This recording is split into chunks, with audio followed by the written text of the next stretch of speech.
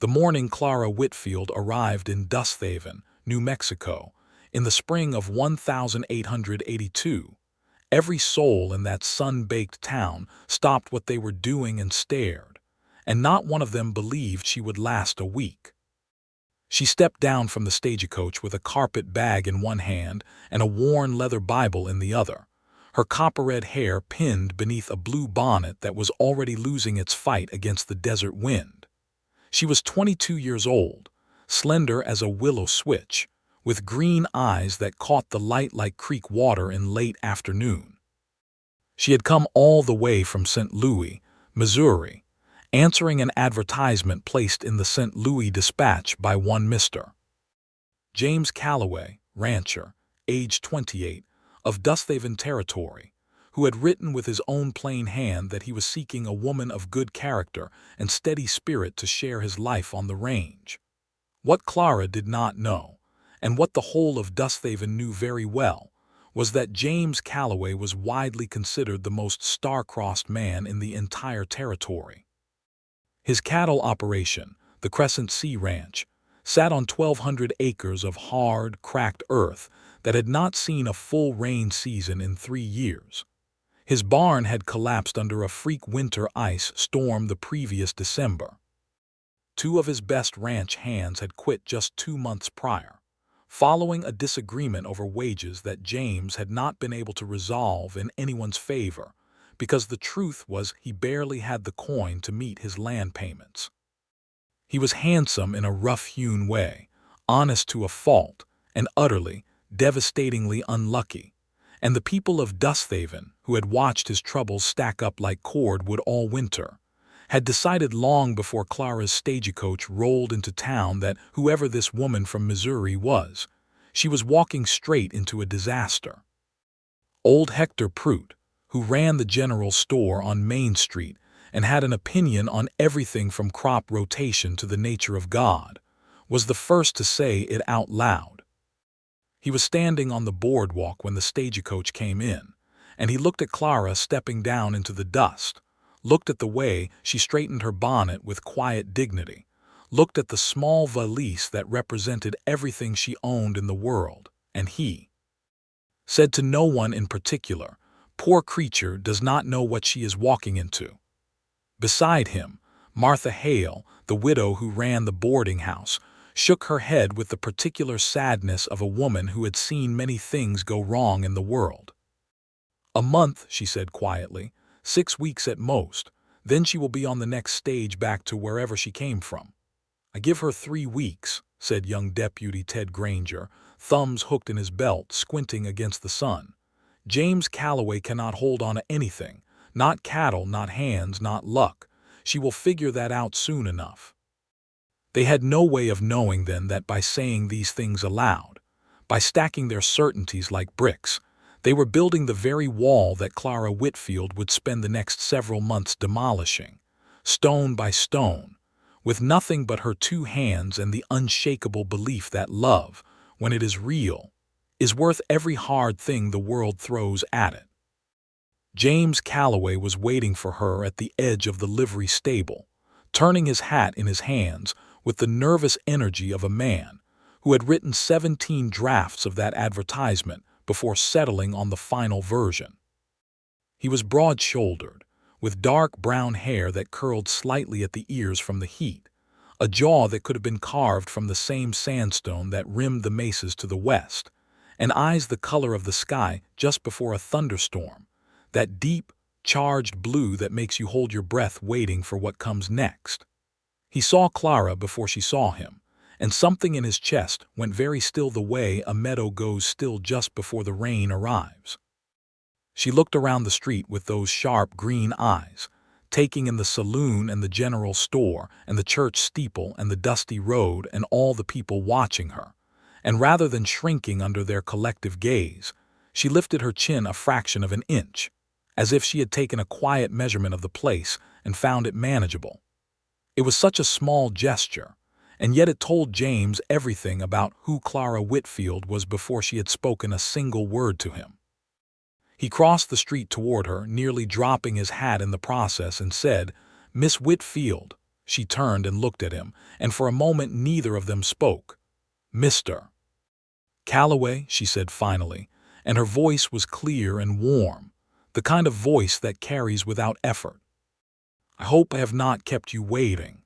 "Not at all," he said, and then, because honesty was the only language he had ever learned to speak well, he added, "I have been nervous since Tuesday."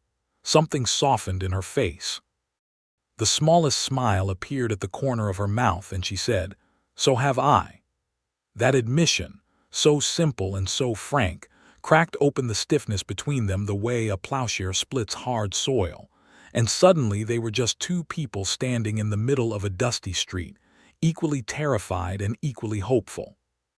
He took her carpet bag before she could protest, and said he had a wagon waiting, and she followed him around the side of the livery to where a sturdy chestnut mare was hitched to a weathered but clean farm wagon.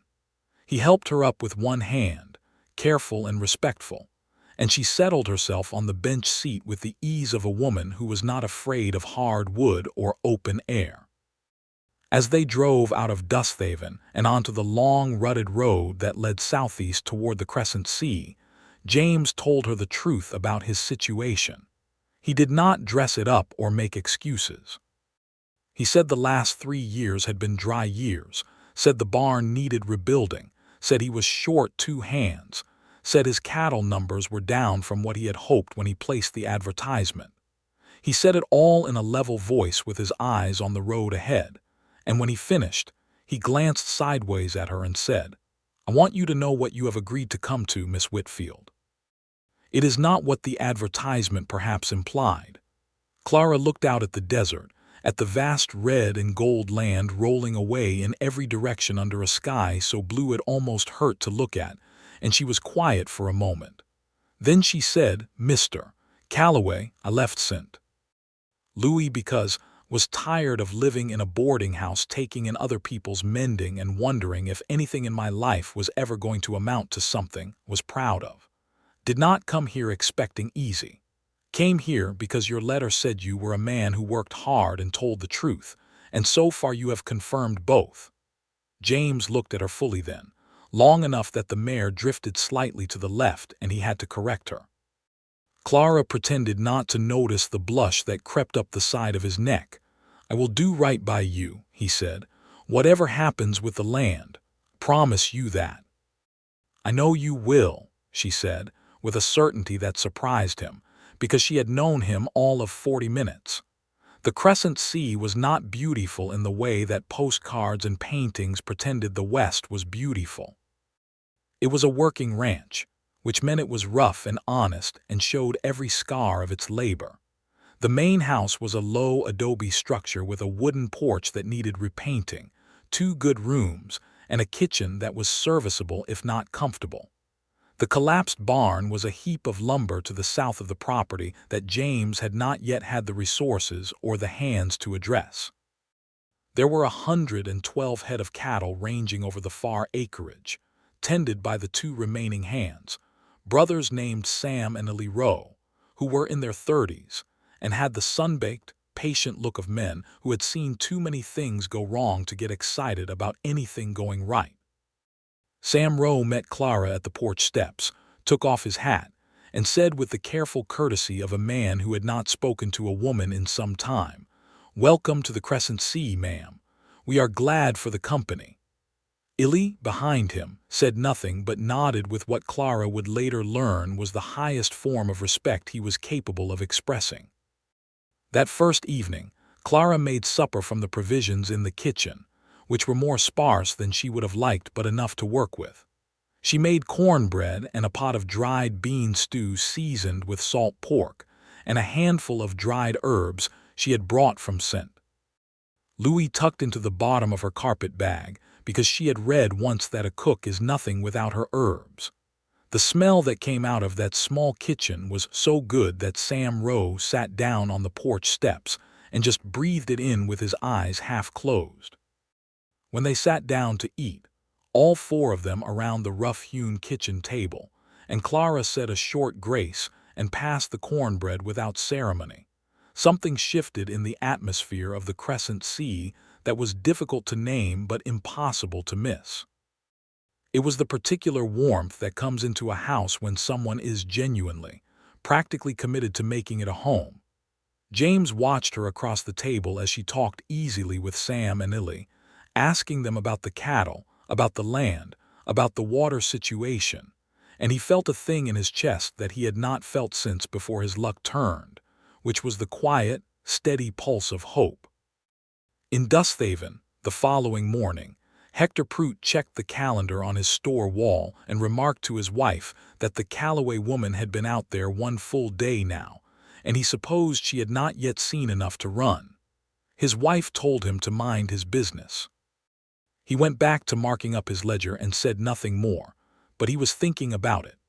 The truth about Clara was that she had grown up on the edge of poverty in the back rooms of St. Louis, daughter of a seamstress mother and a father who had died of a fever when Clara was 9, and she had learned early that survival is not a passive condition.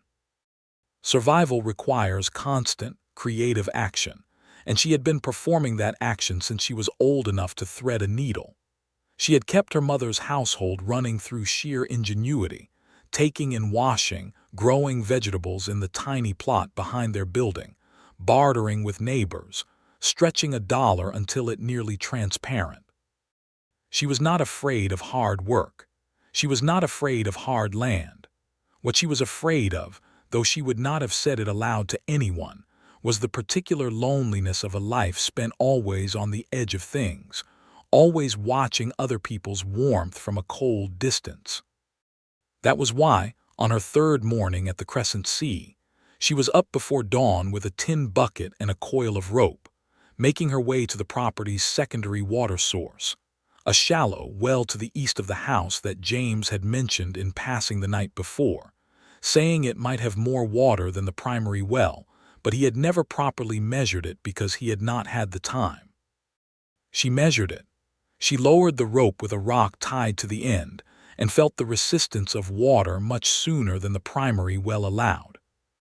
She estimated its depth and width with the careful eye of a woman who had been doing practical mathematics her whole life, and then she went back to the house and told James over breakfast that she believed the east well could be reopened and fitted with a proper crank system, and that it would increase their water access enough to sustain a kitchen garden through the dry months, which in turn would reduce their need to buy provisions in town, which would free up cash for other things. James stared at her over his coffee cup for a long moment. Then he said, "I have owned this land for 4 years and never thought about that well." "You were busy thinking about everything else," she said simply, and refilled his cup. He started working on the east well that afternoon. It was around this same time that the betting started in Dusthaven, which was perhaps inevitable in a town where the primary entertainments were the saloon, the church, and other people's misfortunes.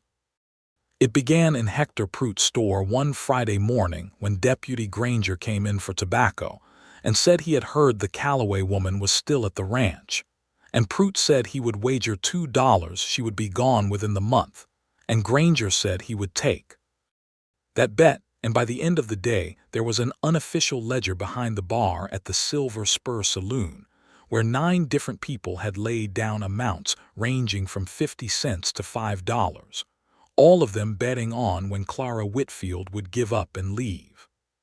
Pearl Massey, who owned the Silver Spur and had a calculating intelligence behind her warm saloonkeeper's smile, kept the ledger herself.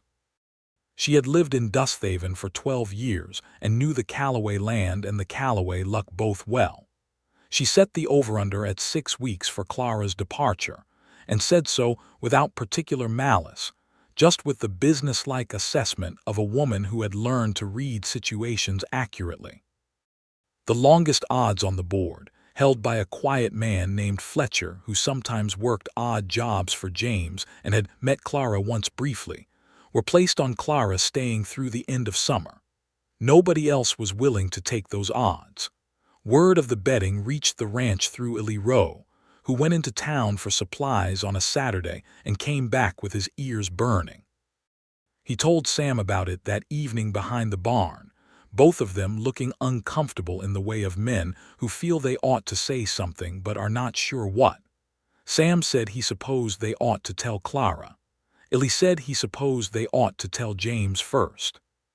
They told James the following morning, standing on the porch with their hats in their hands, and James's jaw went tight in the way it did when he was holding something difficult in place. He thanked them quietly and said nothing more, and they went about their work. He told Clara that evening. They were sitting on the porch steps after supper, watching the sun go down over the western mesas, which was a sight so extravagant and daily that it never quite lost its ability to stop conversation. The sky was orange and deep rose and violet all at once, and the air had the cool edge that the desert puts on after dark, and Clara had her arms wrapped loosely around her knees and her bonnet off, her red hair pinned loosely at her neck. James told her about the ledger at the Silver Spur. He told her all of it, the amounts, the names, the 6-week over-under. He watched her face while he talked, ready for anger or hurt, or the particular kind of wounded pride that makes people make rash decisions. What he saw instead was something he had not anticipated. She went still for a moment, looking at the sunset, and then a slow smile spread across her face, not a cruel smile, but the smile of someone who has just been handed a challenge they intend to meet. 6 weeks, she said. That is what Pearl Massey set it at. And the longest odds, fellow named Fletcher. He bet on you staying through the end of summer. Clara was quiet for another moment. Then she said, Mr. Calloway. James, he said, please. She glanced at him sideways. James. Intend to still be here when the snow comes in the fall, and I intend to make every one of those people glad they were wrong. He looked at her, this woman who had arrived less than 2 weeks ago with a carpet bag and an herb kit and a willingness to climb down into dry wells, and he felt the thing in his chest shift into something warmer and more specific than hope. He did not say anything about it. It was too early and he was too careful with people he respected to move fast, but he knew what it was. I believe you, he said.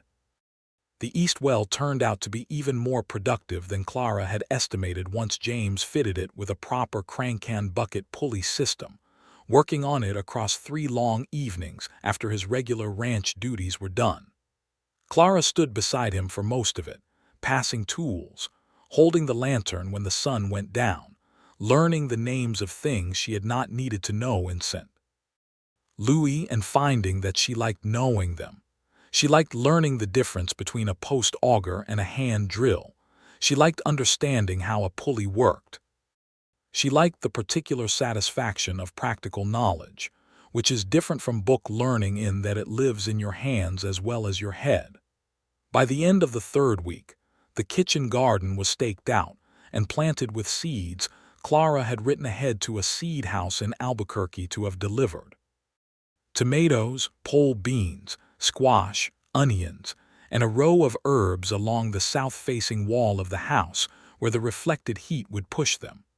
Water from the east well fed a simple irrigation channel that Sam Rowe dug along the garden's perimeter. It was not elegant, but it was effective, and the first green shoots appearing in the 4th week had James and Sam and Ellie all standing at the garden's edge on a Tuesday morning looking at those tiny green curls pushing up through the cracked earth, with the expression of men witnessing something they had needed for a long time. Clara stood beside James and felt a warmth that had nothing to do with the desert sun. He had stopped calling her Miss Whitfield somewhere around the end of the 2nd week.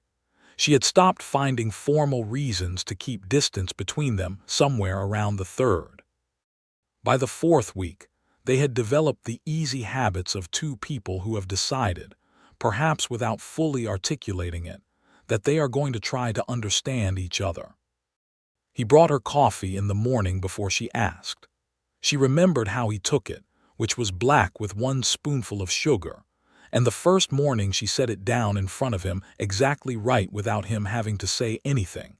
He looked up at her with such transparent gratitude that she had to look away quickly so he would not see her smile. They talked in the evenings on the porch, the way people talk when the work is done, and the sky is doing its nightly extravagance, and there is no particular reason to go inside yet. He told her about growing up in Texas, about coming to New Mexico territory with $30 and a horse and a belief that he could build something. She told him about St. Louis, about the boarding house and the mending work and the particular quiet loneliness of being always capable and always alone. He listened the way good listeners do, without interrupting, without offering solutions, just receiving what she said with his full attention. One evening he told her about the barn, which he said he thought about every day, not because of the lumber or the cost, but because he had built it himself the year he arrived, board by board, working 12-hour days through a brutal August. And when it came down in the ice storm, he had felt it somewhere that was not entirely rational, some part of himself that was tied up in the making of things. Clara listened to this and then said quietly, "Then we should rebuild it. Clara, we do not have the money for the lumber." "Not yet," she said, "but I have been thinking about the cattle numbers. If we drove the calves to market in Albuquerque rather than selling to Pruitt's buyer in Dusthaven, we would get a better price per head. Pruitt's buyer takes a 20% commission."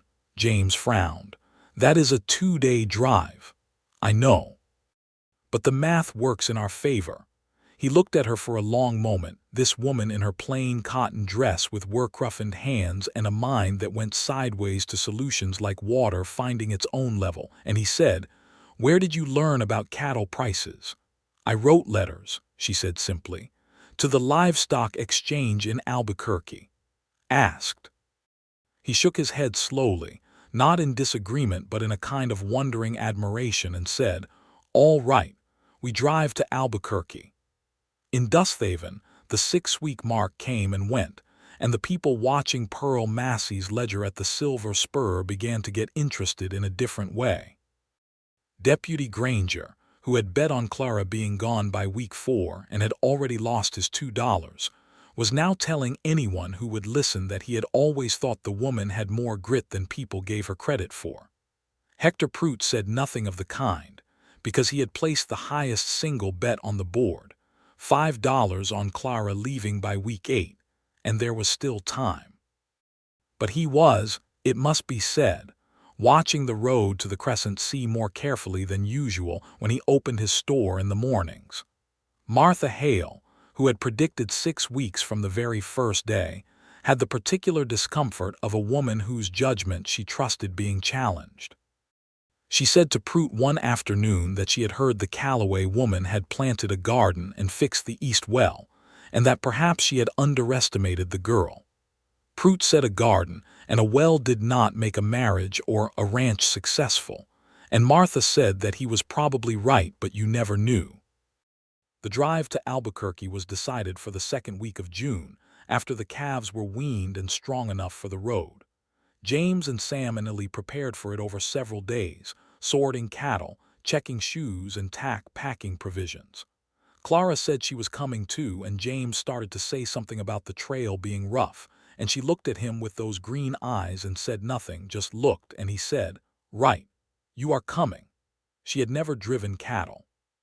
She told him so honestly, and he taught her, patiently and without condescension, over the course of an afternoon on the near pasture, showing her how to read the herd's movement, how to use her horse's body and her own voice to pressure and direct, how to close a gap before it becomes a problem. She was not skilled at it immediately, but she was attentive and quick, and by the end of the afternoon she had managed a small group of calves around a makeshift obstacle course of fence posts, without losing more than 2. And James had praised her with the quiet sincerity of a teacher who means it. That night, the last night before the drive, they sat on the porch later than usual, and the conversation had gone quiet in a comfortable way, and somewhere in the quiet James said, without planning to, "I'm glad you came, Clara." She turned to look at him. The moon was high and white, and the desert around them was silver and shadow, and he was looking at her with that charged sky-blue gaze that she had been carefully not thinking too hard about for several weeks now. "I'm glad I came too," she said, and her voice came out softer than she intended. He reached over and very gently, very briefly, covered her hand with his on the porch railing between them. Then he took his hand back and looked out at the silver land and said good night and went inside. And Clara sat alone on the porch for another 10 minutes watching the stars multiply overhead and feeling something large and warm and slightly frightening spreading through her chest like the first real rain after a drought. The drive to Albuquerque took 2.5 days, which was not bad for the distance and the heat. They slept on the ground under the stars, which Clara found magnificent rather than difficult, and ate from the provisions she had packed, which were simple but sufficient: dried beef and hardtack and canned peaches and good strong coffee, boiled over a fire that she made herself because she had discovered she was better at fire starting than either Sam or Illy, who were impressed and said so. The second night, when Sam and Illy were bedded down and the fire was low, James and Clara sat up a while longer. The stars were extraordinary in a way that has to be seen in that particular sky over that particular land to be fully believed, a profusion of light so dense and so close it seems almost pressured, like the sky is leaning down toward you. They talked in low voices about everything and nothing, about what they wanted, about what they feared, about the particular loneliness of the years before this, and about what it might mean to no longer be lonely. At some point during this conversation, sitting side by side on bedrolls with their shoulders touching and the fire ticking down between orange and red, James turned to Clara and said in a voice rough with honesty, "Think am falling in love with you. Did not expect it to happen this fast. Am not sure what to do about it." Clara looked at him for a long, careful moment. The fire threw warm shadows across his face. She could hear Sam Rose breathing, slow and even, 30 feet away. "What would you like to do about it?" she asked. "I would like to court you properly," he said. "I would like to do it right, Clara, whatever that means out here. I would not want you to feel I was rushing you, or that I am not serious. Because am serious. Am the most serious I've ever been about anything." She leaned her head against his shoulder, which was a small and significant action, and said, "I believe you, James Calloway." His arm came around her shoulders slowly and carefully, as if he was making absolutely sure she wanted it there, and she settled into the warmth of it with a long, quiet exhale that felt like the release of something she had been holding for a long time.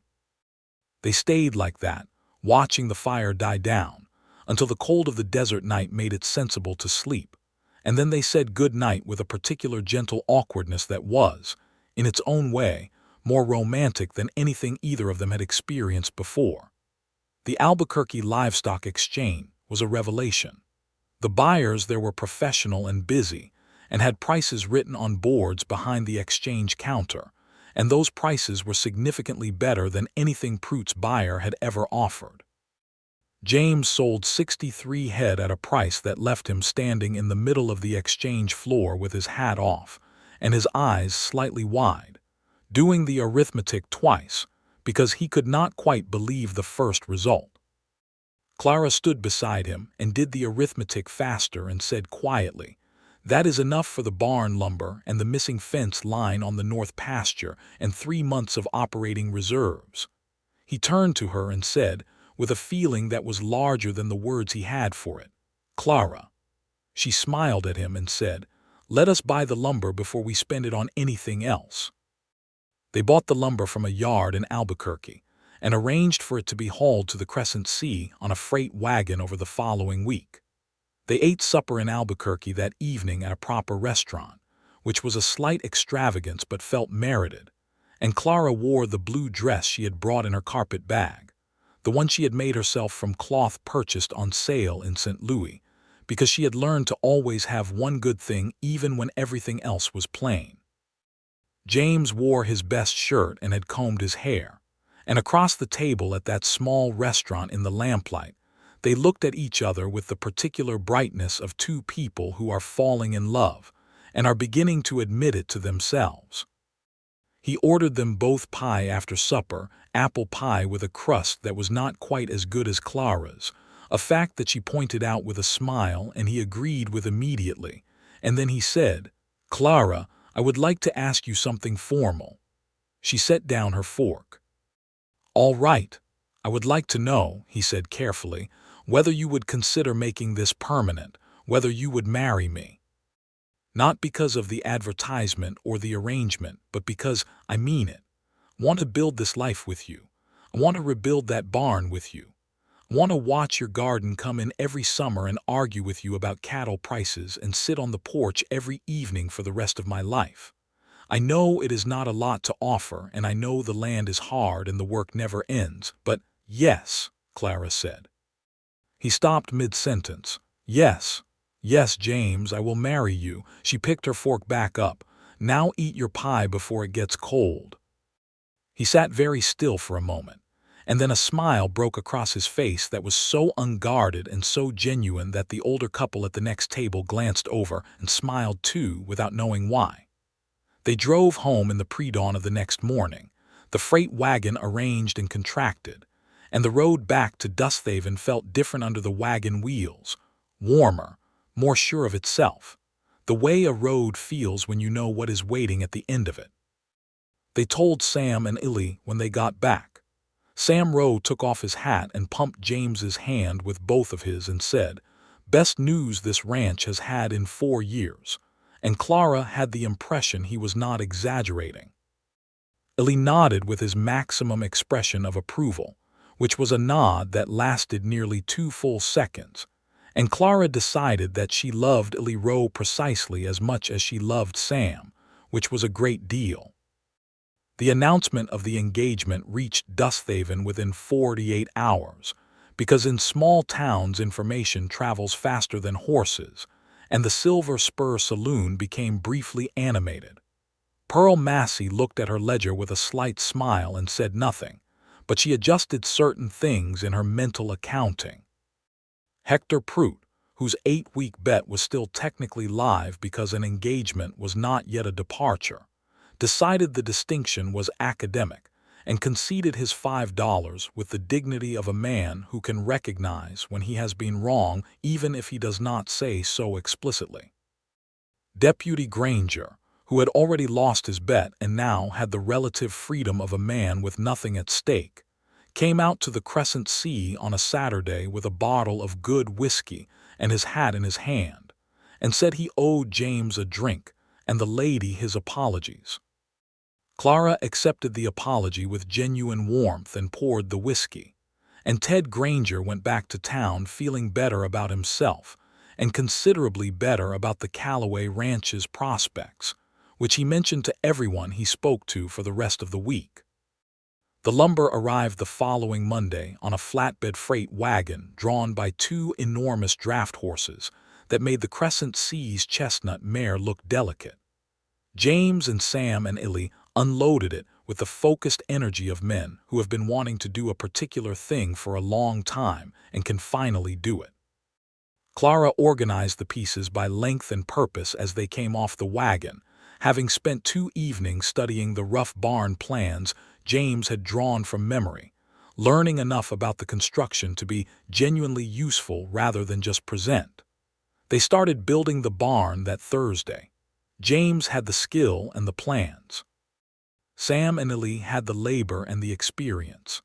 Clara had organizational intelligence and a physical willingness that surprised them all repeatedly.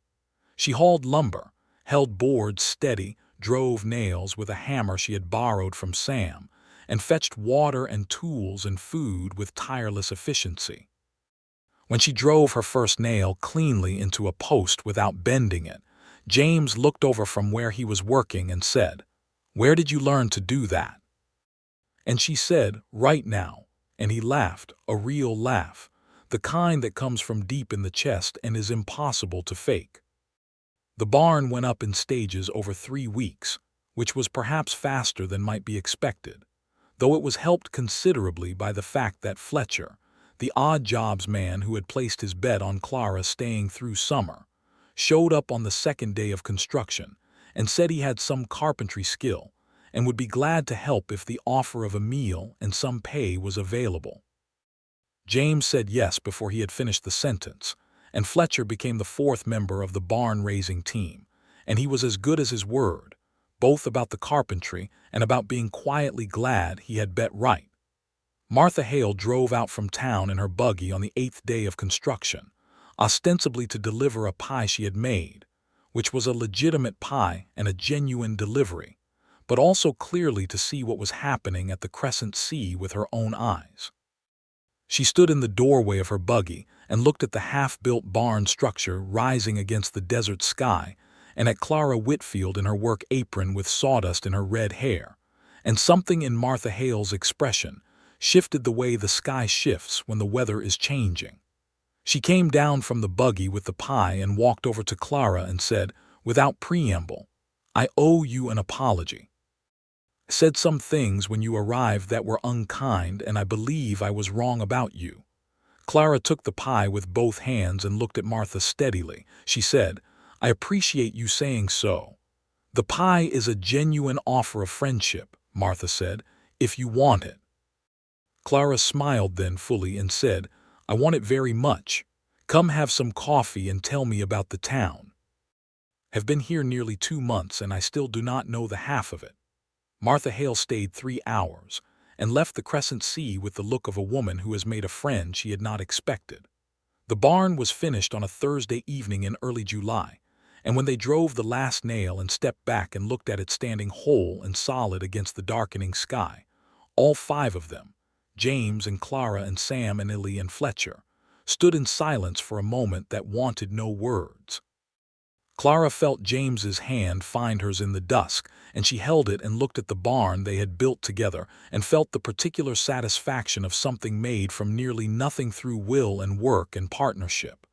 James said quietly, "Think we need to have a proper wedding." Clara laughed. "Think we do."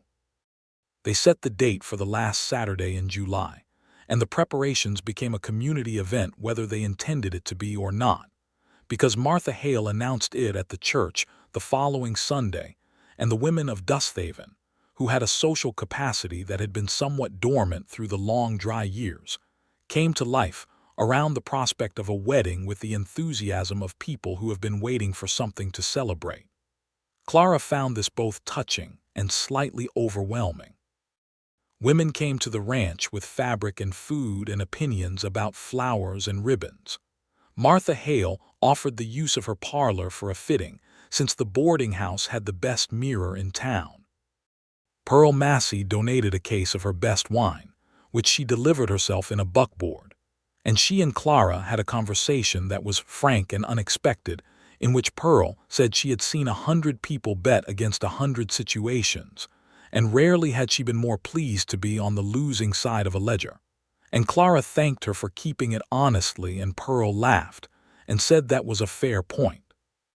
Hector Prout came to the ranch on a weekday alone, carrying a wooden crate that turned out to contain a cast-iron cooking pot, a set of preserving jars, and a paper-wrapped package of good coffee, and he set it on the porch and said to Clara, who had come out to meet him, "A wedding gift, Miss Whitfield. Early, but I wanted to bring it myself." She looked at him and then at the crate and said, "Mr. Prout, I was wrong about you," he said, with the bluntness of a man who does not have a lot of practice with apologies but is making the effort. "I judged a situation by its past and not its possibilities, and I was wrong. I believe James Calloway is the luckiest man in the territory, and I said the opposite, and I want you to know I know it." Clara looked at this sun-dried, opinionated old man with his hat held against his chest, and she felt no triumph over him, only a simple warm regard for a person making the harder choice. She said, "Thank you, Mr. Prout. Will you stay for coffee?" He stayed for 2 cups and left looking younger than he had in years. The wedding on the last Saturday of July 1882 was attended by nearly every soul in Dusthaven, which was approximately 200 people, not counting the ranch hands and the neighboring homesteaders who came in from as far as 15 miles away, because word travels in the desert the way sound travels at night, farther than you expect. The church at Dusthaven was not large enough for 200 people, which meant that Reverend Taft moved the whole affair outside to the churchyard, where the cottonwood trees along the creek provided shade, and the desert behind the church was dressed in its summer gold, and the sky above was the color of a dream about water. Clara wore the blue dress, the good one from the carpet bag, which she had altered slightly with ribbon from Martha Hale's fabric collection, and she carried a small bunch of wildflowers that she had gathered herself from the creek bank that morning, yellow and purple and white, nothing elaborate, but real and living and hers. Her red hair was pinned up but with a few curls allowed their freedom, because this was her wedding and she had decided to be comfortable. James stood at the front of the gathering in his best shirt, which was new, and his good hat, which was clean.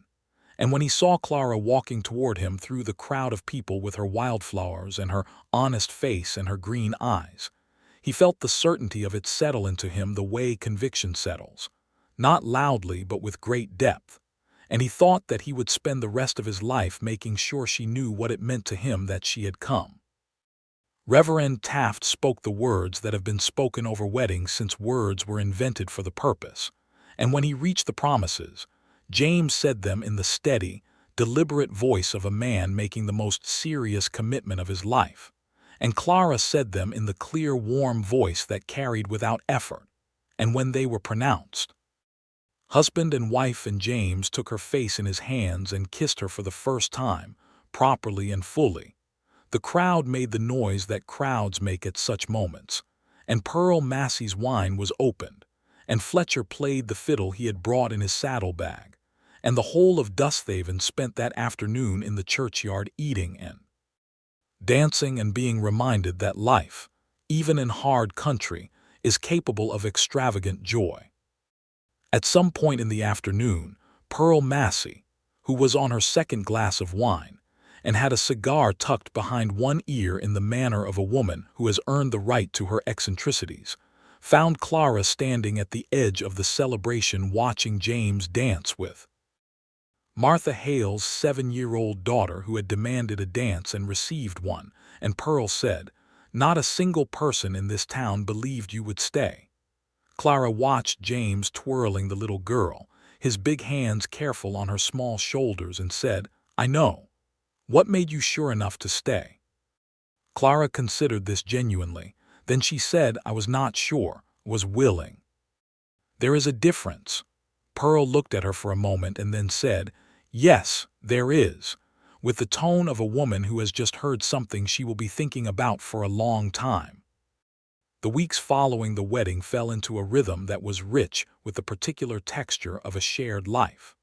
Clara woke each morning to the smell of the desert, and the sound of James building the fire in the kitchen stove, and the distant sound of Sam and Illy beginning their work in the new barn, and she found that this combination of sounds and smells was the most comforting thing she had ever known. She began each day with purpose, with the garden and the well and the bread and the dozen small acts of maintenance that keep a household viable, and James brought her things, small offerings from the ranch and the range, a particular interesting rock, a wildflower he had seen on the far pasture, a piece of wood with an unusual grain that he thought she might like to see, and these small gifts were the language of a man who was still learning how to say the large things, but was putting everything he had into the smaller ones.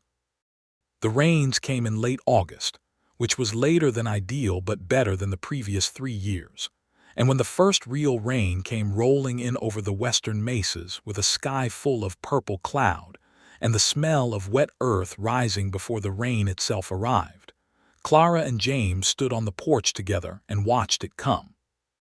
The first drops fell on the garden and on the new barn roof and on the cracked earth of the yard, and Clara reached out her hand to catch them and turned to James with an expression of such pure happiness that he put his arm around her and pulled her close and said nothing at all, because there was nothing more to say.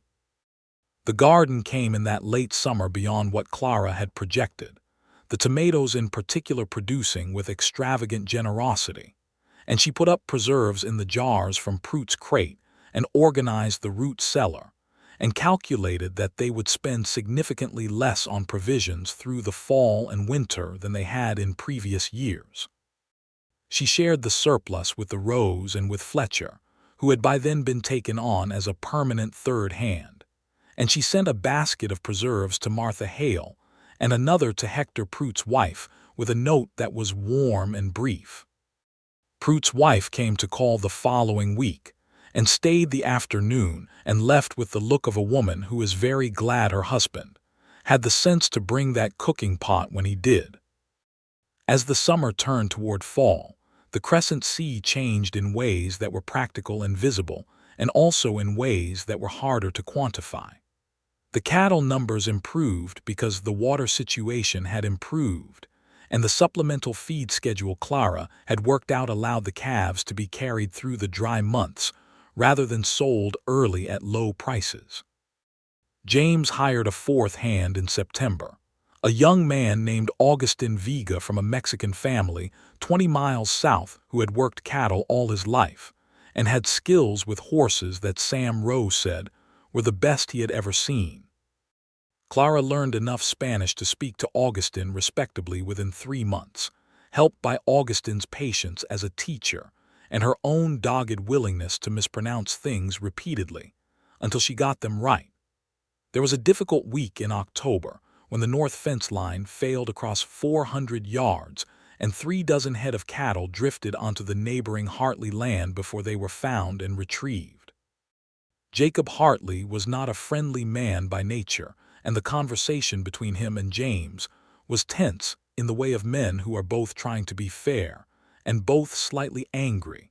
And it was Clara who walked over to the Hartley house the following morning with a jar of preserves and a straightforward acknowledgement of the situation and an offer to help with the fence repair, and who came back having turned a potential legal dispute into an agreement to build the shared fence section together, which they did over 2 days with the Hartley sons and the Crescent Sea hands working side by side and eating Clara's cornbread at lunch, and being civil enough that it surprised everyone including themselves. James said that evening, "How did you do that?" Clara said, "I brought preserves." He shook his head slowly. "Clara," she smiled and said, "I was also straightforward and I listened to what he was actually upset about, which was not the cattle. He is having a hard year and wanted to feel that someone saw that, so I saw it." James looked at her with the expression he wore when she did something that illuminated how much more clearly she saw the world than he did, and he said, "I am going to spend the rest of my life learning from you." "Good," she said. "That will give you something to do." He laughed and pulled her into his arms in the kitchen, and she laughed too, pressed against his chest, and the kitchen had the warmth of people who are genuinely happy. The first snow came in November, which was late for that country, and it was light, just a dusting across the mesas and the yard, the kind of snow that is more beautiful than inconvenient. Clara stood on the porch wrapped in a wool shawl and watched it come down in the early morning, the air so cold and still that each flake was visible separately against the gray-white sky. And she thought about Pearl Massey and the ledger at the Silver Spur, and all the people who had stood on the boardwalk in May and watched her step off the stagecoach, and decided she would not last. She had lasted. More than that, she had built something, along with James and the Rose and Fletcher and now Augustin, something that had not fully existed before her arrival, and that would persist after any particular hard season because it was built on something real. She heard the door behind her, and James came out with a mug of coffee in each hand, wearing his work coat, his hair still rough from sleep, and he handed her one of the mugs and stood beside her and watched the snow. "November," he said. "You lasted past the snow. Told you I would." He was quiet for a moment, watching the fine snow settle on the new barn roof with its good tight boards and dry interior where the cattle could shelter, and he said, "I want to tell you something." She turned to look at him. "When I placed that advertisement," he said, "I was not thinking about love. Was thinking about practicalities. I thought I needed someone capable, someone who could work hard, someone who could share the labor. I did not expect what happened." She waited. "I am in love with you, Clara," he said. "Not in the way you feel something new and do not quite trust it yet. In the way where I cannot imagine any version of my future life that does not have you in it. and the thought of any other version feels not just lonely but actually wrong, like a mathematical error. Clara set her coffee mug down on the porch railing and turned to face him fully and took the lapels of his coat in both hands and looked up at him and said, "James Calloway, I love you. I have loved you since somewhere around that first cattle drive, and I have been wanting to say it clearly for months, and I'm saying it now. I love you." He kissed her in the first snow of 1882, standing on the porch of the house they had made into a home, with the new barn behind them and the garden put to bed for the winter and the well full, and the mesas white, and the sky the color of good wool. And he kissed her the way you kiss someone, when you know this is not the beginning but the continuation of a thing that will go on for the rest of your life. Winter at the Crescent Sea was quieter than the other seasons but not empty.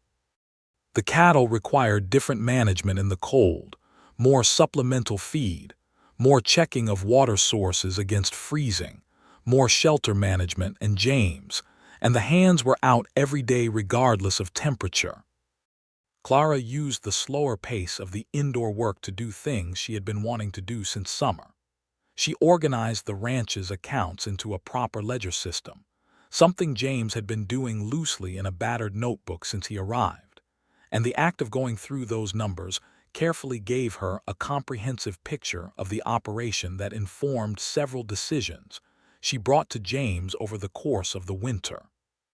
She proposed a second cattle drive to Albuquerque in the spring, this time with more head, and a plan to establish a standing relationship with the exchange rather than doing one-off sales.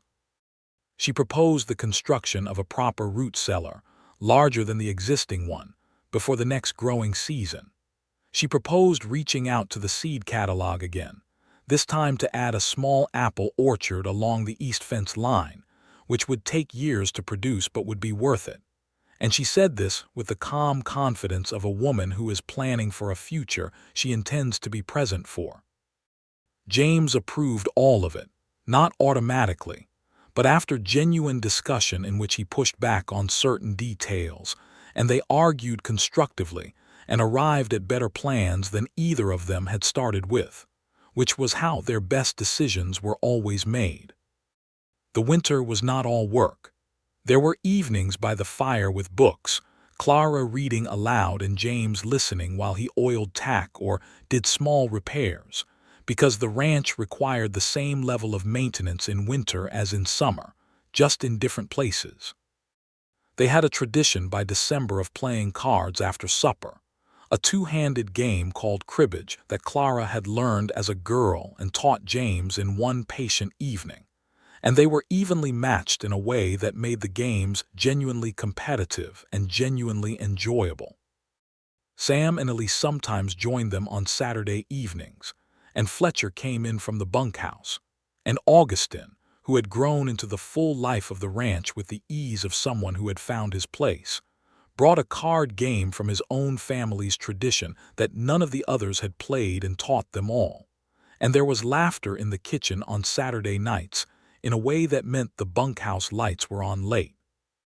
By Christmas, Clara and James had settled into the comfortable rhythm of a marriage that was genuinely happy, not the absence of difficulty, but the presence of something stronger than difficulty, a mutual trust and a mutual delight in each other that expressed itself in the small daily texture of their life more than in any grand gesture. For Christmas, James gave Clara a proper writing desk, built by Fletcher from a piece of good oak lumber left over from the barn, fitted with a small shelf for her books and a drawer that locked with a key, because Clara had mentioned once in passing that she had always wanted a place of her own for writing and thinking that was organized in hers. She had mentioned it once, and he had remembered, and the desk appeared in the front room on Christmas morning, wrapped in a piece of canvas with a piece of blue ribbon tied around it, the same blue as her bonnet, and when Clara saw it she put both hands over her mouth and stood very still. For a moment and then turned to James with eyes that were bright and said, "James Calloway, you remembered." "I remember everything you tell me," he said simply, and she crossed the room and kissed him firmly and then looked at the desk again with shining eyes and said, "I am going to write letters at this desk, and keep accounts, and write you very stern notes when you leave your boots by the door." "All of those things seem useful," he said. She laughed and sat down at the desk immediately, despite the fact that it was Christmas morning and there were things to do, and ran her hands along the oak surface with the reverence of someone receiving something they had needed for a long time. And James stood behind her with his hands on her shoulders, and felt so full of contentment that there was almost no room for anything else. Spring came back to the Crescent Sea in 1883 with more willingness than it had the year before, which might have been the rains and might have been the fact that the land had been worked differently, with more attention to where the water went and how the soil held it. The garden came back stronger because Clara had enriched the soil through the fall with compost from the kitchen and manure from the barn, a practice she had read about in an agricultural pamphlet from the New Mexico territorial government that she had written away for in January. The apple saplings she had ordered from the Albuquerque seed house were planted along the east fence in March by her and Augustin, who had become her most reliable gardening collaborator because he had a particular patience with plants and a family tradition of growing things in difficult conditions that he brought to the work with quiet enthusiasm. In April, Clara understood with certainty what she had suspected through much of March, that she was expecting a child. She told James on a Tuesday evening on the porch, as had become their habit for anything significant, because the porch at the end of the day had come to represent the place where they told each other true things. She said it simply, directly, watching his face, and his face went through several things in rapid succession, first a blank surprise, then a spreading warmth, then something so nakedly joyful and so nakedly afraid at the same moment that she reached over and took his hand and held it. "Are you all right?" he said, and then immediately said, "Are you well? Do you need the doctor in town?" "I'm very well," she said firmly. "I will see the doctor, but I am well." He held her hand very carefully, as if she had suddenly become delicate, and she said, "James, I'm expecting a baby not made of glass. Nothing has changed about what I'm capable of." "Something has changed," he said, with emotion plain in his voice. "Clara, everything has changed." She looked at him and understood that he was not talking about her capacity for work but about something else entirely, the magnitude of what was happening, and she softened and said, "Yes, everything has changed, in the best possible way." He put his arm around her on the porch and they sat looking at the desert in the spring evening light, and he said, almost to himself, "A family. We already are a family," she said. "We are becoming a larger one."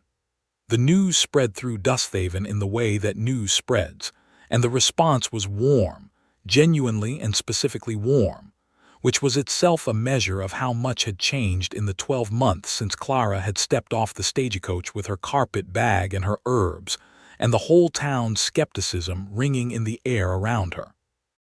Martha Hale came to the ranch with a bundle of knitting, and offered to teach Clara whatever she needed to know about preparing for a baby's arrival. Hector Pruitt's wife sent a package of soft flannel with a note. Pearl Massey said nothing sentimental, but arranged for a delivery of supplies to reach the ranch at no charge, and listed it in her ledger under a category she created specifically for the occasion. The summer of 1883 was the best the Crescent Sea had seen in its brief history. The rains were not spectacular, but they were consistent, arriving when they were needed and doing their work, and moving on without causing damage. The cattle herd was the largest it had been, 160 head, and James and Sam and Ellie and Augustin and Fletcher managed the expanded operation with the smooth efficiency of a crew that has been working together long enough to anticipate one another. The second drive to Albuquerque, with 100 head, produced a return that allowed James to pay off the last of his land debt, a fact that he announced at supper one evening with a quiet, complete joy that everyone at the table recognized as significant and honored with. A moment of happy silence before Sam said, "I believe this calls for something stronger than coffee," and Fletcher produced a bottle of whiskey from somewhere, and Augustin raised his glass and said in English that was becoming more sure every month, "To the Crescent Sea," and they all drank. Clara, who was not drinking whiskey for obvious reasons, raised her water glass and said, "To all of you," and looked around the table at these people, her family of choice and circumstance and shared labor, and felt a fullness that she had no better word for than grace. The baby came on a Thursday in November, which was perhaps fitting given that it was nearly a year to the month from when Clara had stood on the porch watching the first snow and thinking about persistence. Dr. Harlan from Dusthaven came out in his buggy, and Martha Hale came with him because she had assisted at more deliveries than the doctor had, which was a fact the doctor readily acknowledged. James waited on the porch with Sam and Illy and Fletcher and Augustin, all of them doing the particular helpless waiting of men who want badly to do something useful and cannot. And Sam offered James his hip flask once every half hour with the regularity of a man who has decided this is his contribution, and James accepted it twice. The baby was a boy. He arrived in the late afternoon with the decisive energy of someone who has been preparing for something and is ready to get on with it, and when Dr. Harlan came to the porch and said so, and said that both mother and child were in good health, James sat down on the porch steps and put his face in his hands for a moment, and then raised it and said, "Thank God," with a conviction that had nothing to do with convention and everything to do with the specific terror of loving someone as completely as he loved Clara. He went into her, and she was in the bed with the baby in her arms, and she looked tired in a deep and satisfied way, the way of someone who has done the hardest possible thing and come through it. She looked at James when he came in and said, "Come and see." He crossed the room and sat on the edge of the bed and looked at the baby, small and complete and furiously alive, and then looked at Clara and could not speak for a moment. "He is healthy," Clara said. "He is strong. He is remarkable," James said, and his voice was rough. "What shall we call him?" Clara had thought about this. She said, "I would like to call him Samuel after Sam Rowe, if you agree." James looked at her with a love so large and so clear that it was almost a physical thing in the room and said, "I agree entirely." They told Sam the next morning, and Sam Rowe, who had the weathered composure of a man who does not show emotion easily, stood in the doorway of the bedroom looking at the baby and said, "Samuel," in a voice that was not quite steady, and then went outside quickly and was not seen for 20 minutes, after which he reappeared with completely ordinary composure and went about his work, except that his step was lighter for the rest of the month. Little Samuel Calloway grew that winter from a squalling, imperious infant into something approaching a person, with opinions and preferences and a pair of lungs that could command a room, all of which Clara found both exhausting and wonderful. She nursed him and held him and sang to him and talked to him, because she had read that talking to babies develops their minds, and she took this seriously, narrating her activities around the house in a running commentary that James found deeply endearing, and that Samuel seemed to genuinely attend to with his dark eyes, James's eyes, that charged sky blue. James was a father the way he was everything else, attentive and honest and slightly uncertain at the edges where certainty gives way to the genuine unknown. He held Samuel with the careful gravity of a man who has been entrusted with something valuable and knows it, and when the baby slept on his chest in the evenings by the fire, James sat very still in the way of a man who would not move for anything in the world. Through the winter of 1883 into 1884, the Crescent Sea settled into the fullness it had been growing toward since the day Clara arrived. The accounts were solid. The cattle were healthy. The garden was planned for an ambitious spring expansion. The apple saplings along the east fence had survived their first winter, and were putting out new growth that promised eventual fruit. The bunkhouse was warm, and the men who lived in it were content. The house was a home in the full sense, warm and ordered and alive with the particular noise of a family. In Dusthaven, the silver spurs ledger from the spring of 1882 had long since been retired, and Pearl Massey had it filed somewhere she could find it if she wanted to, though she rarely did because there was no longer anything to speculate about.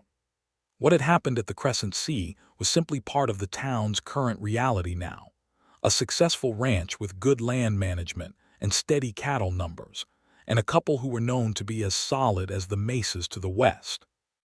There were people who remembered what they had said when Clara arrived. Most of them had said something to Clara or James about it at some point in the intervening months, and received in return the same straightforward warmth that Clara brought to every interaction, neither grudge-holding nor false heartiness, but simply the willingness to move forward together, which is a more difficult and more generous thing than either of its alternatives. Hector Prout, who had become a kind of unlikely regular visitor to the Crescent Sea, appearing with various provisions and staying for coffee and growing each time more openly fond of both the ranch and its inhabitants, said to James one Saturday in February, while Clara was inside nursing Samuel, and they were sitting on the porch with the winter sun weak but pleasant, "I have lived in this town for 23 years and watched more people fail than succeed in this country. Thought had learned to read it well." James looked out at the land, which was his land, paid off in his, and said, "You were probably right about the odds." "I was wrong about the outcome," Prout said. "The odds were against you, but you had something the odds did not account for." James looked at him. "What was that?" Prout was quiet for a moment, and then he said, "Someone who refused to calculate the odds, someone who just decided." James thought about Clara the day he told her about the ledger and the slow, certain smile that had spread across her face in the setting sun, and he said, "Yes, that is exactly right." The door behind them opened, and Clara came out with Samuel on her hip, the baby's eyes wide and interested in the winter air. And James looked up at her with the expression he had worn since approximately the second week she had been here, that look of a man who can hardly believe his luck has finally, completely turned. And she looked back at him with the expression of a woman who came to a hard country with nothing but willingness and built, from that single material, everything she had ever wanted. "Is there coffee?" she asked. "There is," Prout said, getting to his feet with the eagerness of a man whose visits have become something he looks forward to genuinely. Clara settled into the chair beside James, and Samuel reached out a small fist toward the winter sky, and James caught the fist in his large hand and held it gently, and they sat together in the pale February sun, the three of them, while inside the new pot Prout was tending began to send the smell of good coffee through the open door and across the porch and out into the clean, cold air.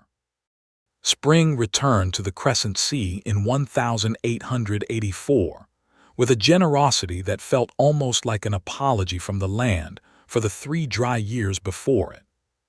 The rains came in March, which was early, and they came with sufficient regularity through April and May that the creek to the north ran with real water for the first time in 4 years, and the cattle that ranged the far pasture had natural water access all summer for the first time since James had owned the land.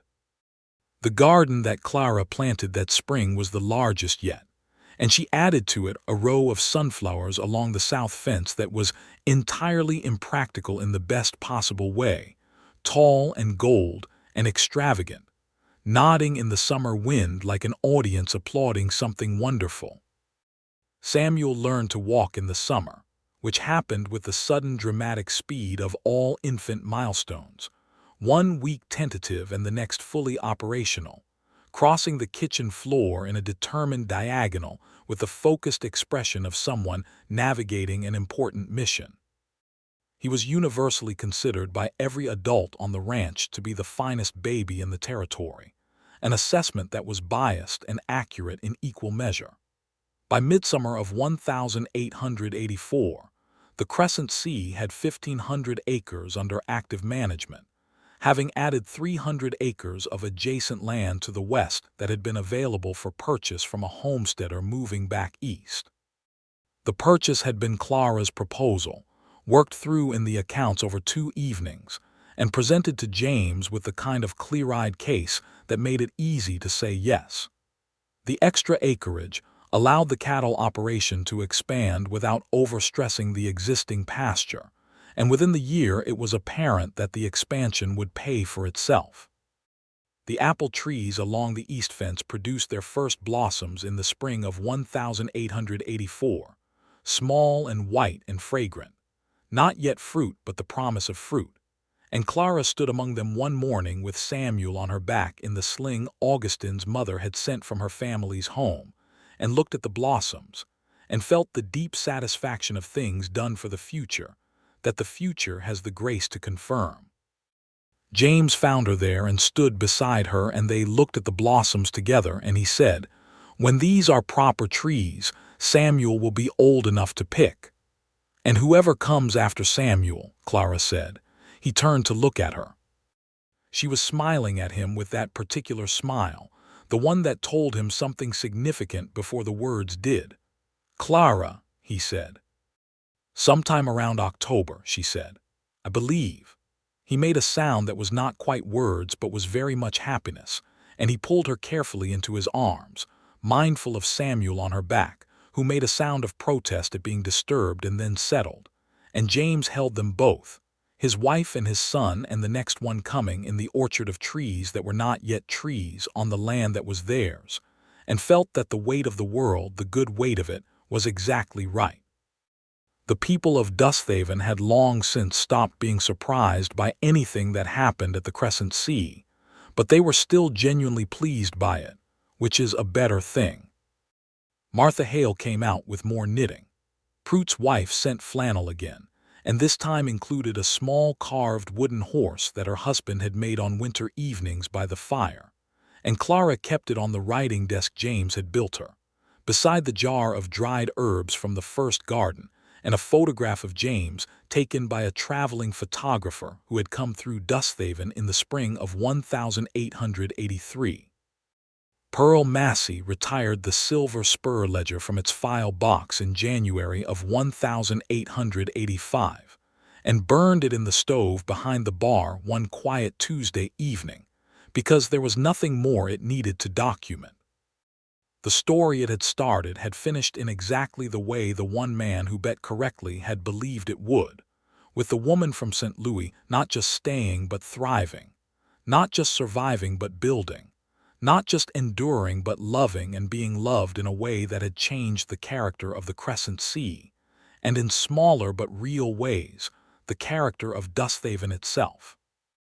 The second baby arrived in October of 1884, which was as predicted, and was a girl, which was not predicted but was greeted with the same comprehensive joy as her brother. James held her in the kitchen lamplight the evening she arrived and looked at her with the expression of a man for whom the world has exceeded every reasonable expectation, and Clara, watching from the bed, tired and certain and full of love, said, "She looks like you." "She looks like no one," James said. "She looks like herself." They called her Rose, because Clara said she thought everyone ought to have a name that was also something alive and beautiful, and because the rose bush that Augustine had planted along the south wall of the house the previous spring was the one growing thing that had surprised them all by not only surviving but flourishing in the hard Crescent Sea soil, producing deep red blooms through July and August that were, every single person agreed, the finest thing that grew on the property. The years moved the way years do in a life that is genuinely well lived, with weight and texture and speed, full enough that it is hard to account for everything but clear enough in memory that the important things stand out bright.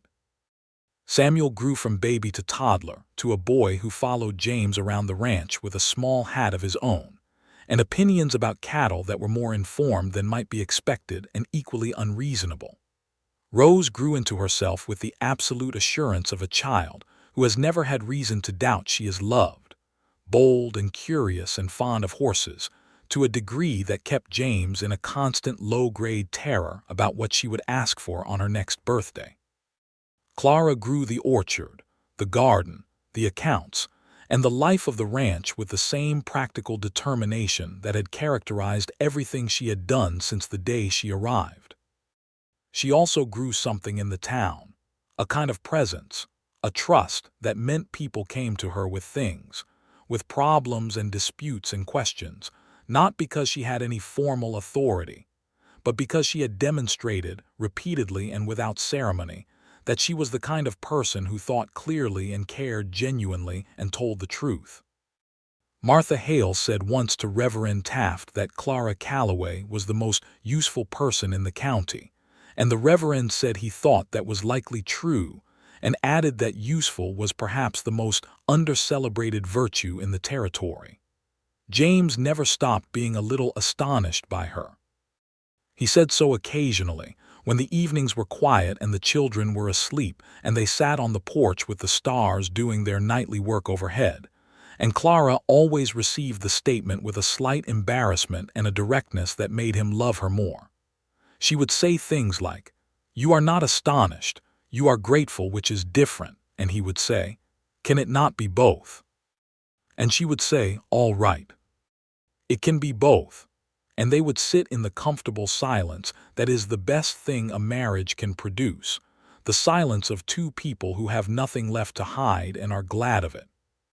On a September evening in 1886, 4.5 years after Clara had stepped off the stagecoach with her carpet bag and her herbs, and every soul in Dusthaven watching her, with the settled certainty of people who think they know how a story ends, James and Clara sat on the porch of the Crescent Sea in the cooling air after a good supper. Samuel was inside with Rose, both of them supposedly asleep and almost certainly not, judging by the occasional thump and subsequent silence that was the sound of children pretending to sleep. The new barn stood solid in the dusk. The orchard along the east fence was dark with full-grown trees, their apples mostly harvested now, stored in the root cellar in their dozens. The garden was put to bed for the season. The cattle were in the far pasture, settled for the night. Clara had her coffee and James had his, and the stars were coming out one by one the way they always did over the mesas, assembling themselves with gradual certainty, the way anything true does. James said, "Do you remember what Pearl Massey said to you at the wedding?" "She asked what made me sure enough to stay," Clara said. "And you said you were willing, not sure." "Yes." He looked at her in the fading light, at the slight lines around her eyes that had come from 4 years of desert sun, at the way she held her coffee cup with both hands, at the red hair that she still wore pinned up in the evenings because she liked the feel of the air on her neck when the day's work was done, and he said, "I think willingness might be the most important thing." Clara considered this seriously, as she considered most things. Then she said, "Here is the beginning. You have to be willing before you can be sure, and you cannot be sure of anything in this life without first being willing to risk being wrong about it." "Were you afraid you might be wrong?" he asked. "About me, about this?" She looked at him with those clear green eyes that had looked at the whole of his difficult situation on that first wagon ride and found it manageable, and she said, "Every day for the first month." He laughed, surprised. And then you stayed up until midnight fixing the east well because I asked you to," she said simply, "and I stopped being afraid." He put his arm around her and she leaned into him the way she always did, with the ease of absolute trust, and the desert night gathered around them, cool and immense and generous, and somewhere in the house Samuel made a sound that was probably trouble and Rose made a sound that was definitely trouble, and James started to get up and Clara put her hand on his arm and said, "One more minute." He settled back. "One more minute," he agreed. They sat in the last of the September light with their coffee and their land and their life, the life they had built together from hard soil and stubborn water, and the simple, revolutionary willingness to believe that something worth having is worth every hard thing you have to do to keep it, and the stars came all the way out, every last one of them, filling the New Mexico sky from mesa to mesa with a light so complete and so generous that it seemed like an answer to something, though neither of them could have said precisely what the question was. They did not need to. They had everything they needed right there on that porch in that desert under that impossible sky. They had built it together, board by board and seed by seed and year by year, and it was theirs, and it was enough, and it was more than enough, and it was exactly, precisely, completely what they had both been willing to work for. Inside, Samuel made a definitive thump. Rose giggled. James and Clara looked at each other. They both stood up. They went inside to their children and their warm kitchen and their life, and the porch was empty behind them, and the stars stayed out all night.